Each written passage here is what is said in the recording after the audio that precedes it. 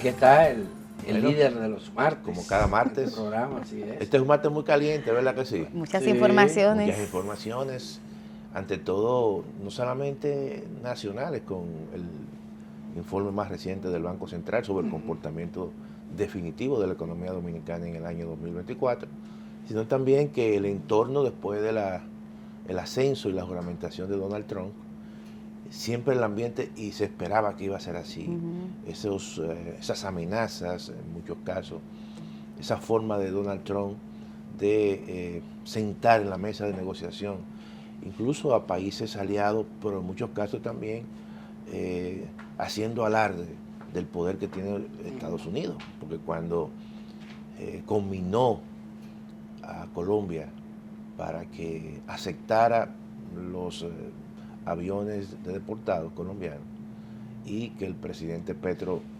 básicamente reaccionó de manera contraria, inmediatamente el presidente Trump amenazó con imponer un 50% de aranceles. Y tomó la medida. No, y no solamente eso, sino también que lo amenazó con eliminar, quitar las visas a los principales funcionarios.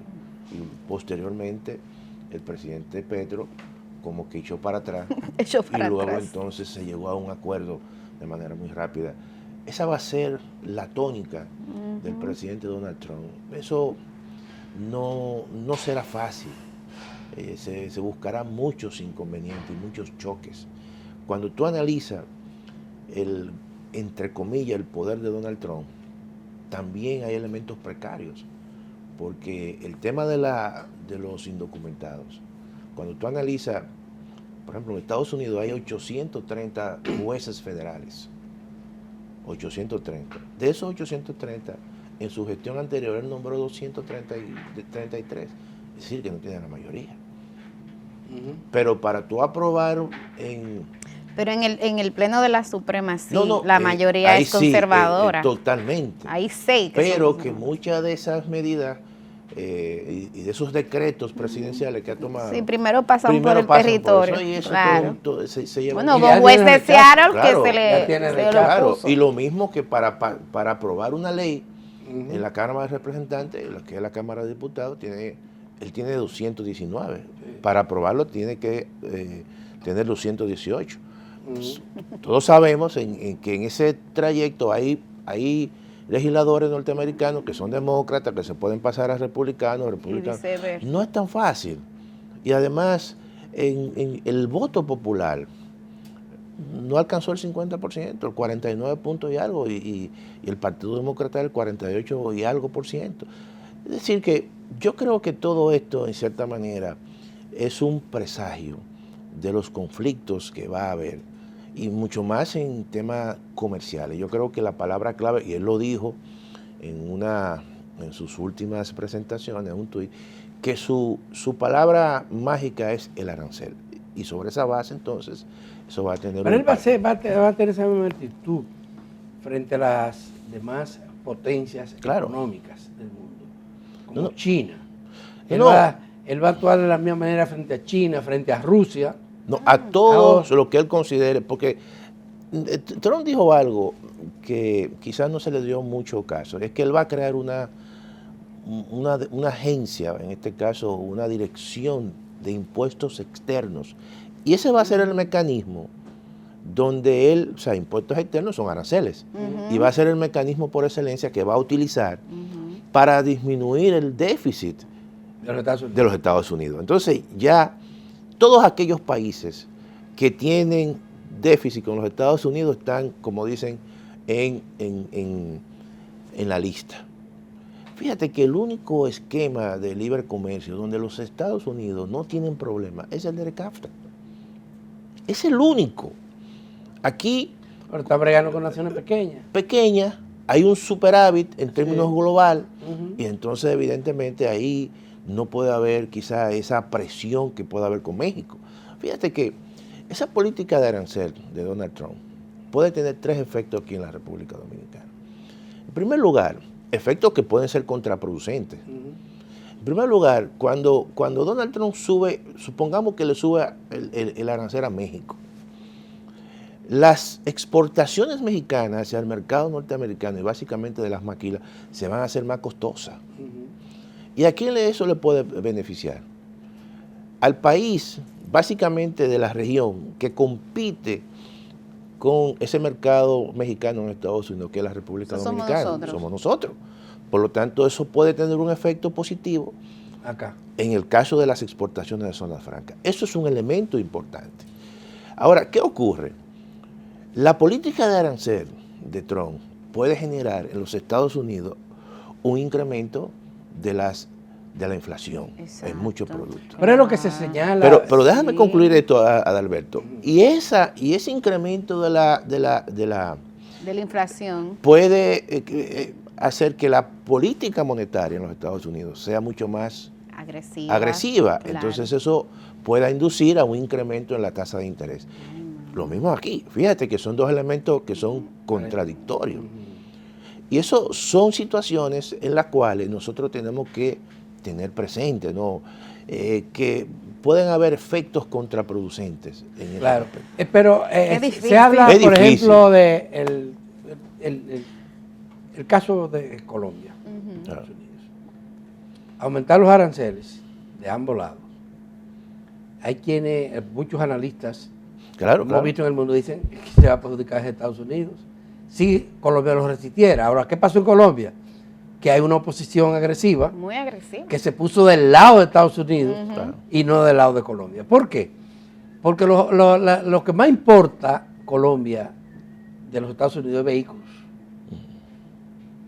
Y los vehículos, el sector automotriz en los Estados Unidos fue uno de los que apoyó a Donald Trump.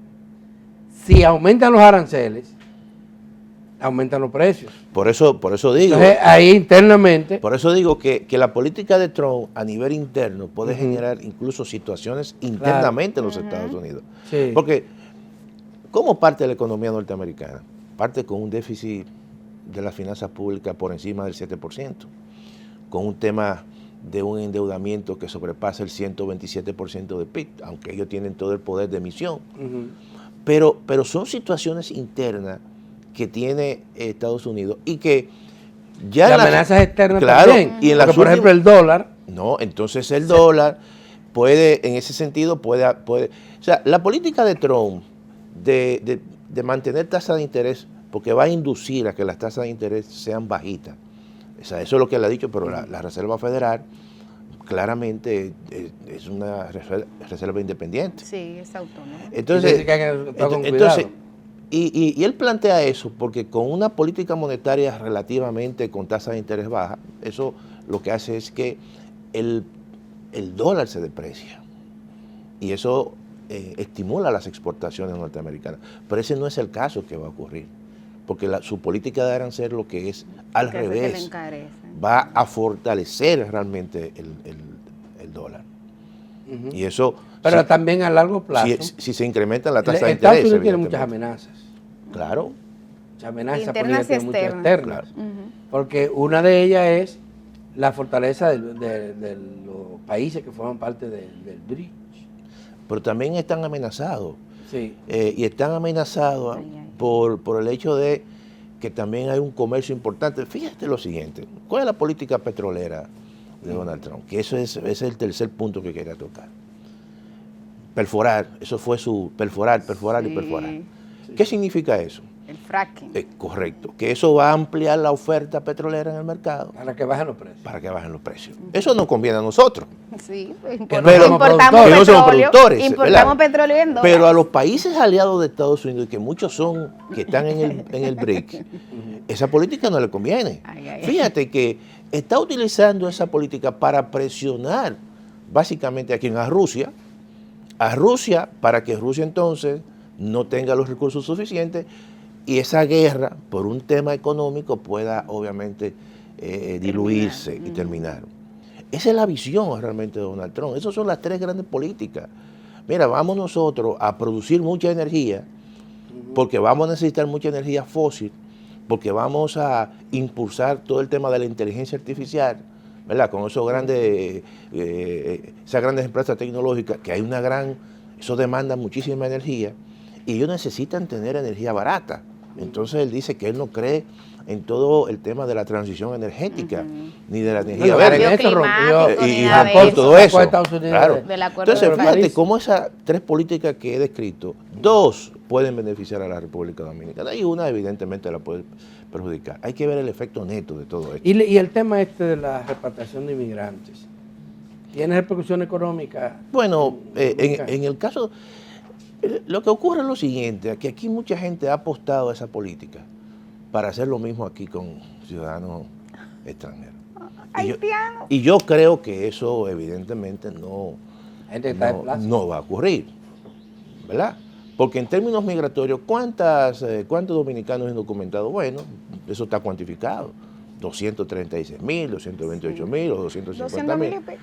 Bien, perfecto. Eso marginalmente, para el caso dominicano, eso no es un gran problema. Son malos que están documentados. Claro, son malos que están documentados. Y el Banco Rubio viene para acá el jueves. Jueves próximo, de la próxima semana. ¿Traerá un tema económico en la agenda? No, yo creo que la República Dominicana se lleva bien. Vamos a decir, Marcos Rubio y las autoridades actuales como sintonizan muy bien. Yo creo pero sus agendas, sus agendas. Pero ojo con eso, no podemos nosotros también que la agenda del presidente Trump en materia migratoria se imponga en la República Dominicana. O sea, la República Dominicana tiene que tener su propia agenda. Yo siempre lo he planteado en términos migratorios. O sea, nosotros tenemos que ordenar los flujos migratorios, de saber cuáles son las necesidades por sectores. ¿Pero usted cree que va a ser la agenda migratoria más que económica? Bueno, que traiga Marcos Rubio. Yo creo que la República Dominicana, porque hay un tema que está pendiente, que es el tema obviamente del DERECAFTA. DERECAFTA, exacto. Eso está pendiente ahí. Y todo se hizo aquí en un proceso de transición a los Estados Unidos. Pero yo creo que no habrá ningún problema en ese aspecto, porque, vuelvo y reitero, Trump cree muy poco en eso de tratado. No, pero si hay algún esquema de integración que le beneficia, es ese. Y él no va a tocar esquema de integración que le beneficie. Todo lo contrario. Si no, ya hubiese mencionado a la República Dominicana. Ya. Bueno, damas y caballeros, han escuchado al experto en economía. Y se nos quedó la parte de la economía dominicana. La economía local, que un informe bastante interesante. El próximo martes lo retomamos. Sí, y ya vamos a estar más cerca del próximo jueves. Así es. Para acordar mejor la agenda. Y ya tal vez conoceremos la agenda. De Marcos Rubio, que es el canciller de los Estados Unidos y que viene para la República Dominicana en su primera gira hacia el exterior. Damas y caballeros, muchísimas gracias por su atención, gracias profesor, y mañana estaremos aquí de nuevo con ustedes.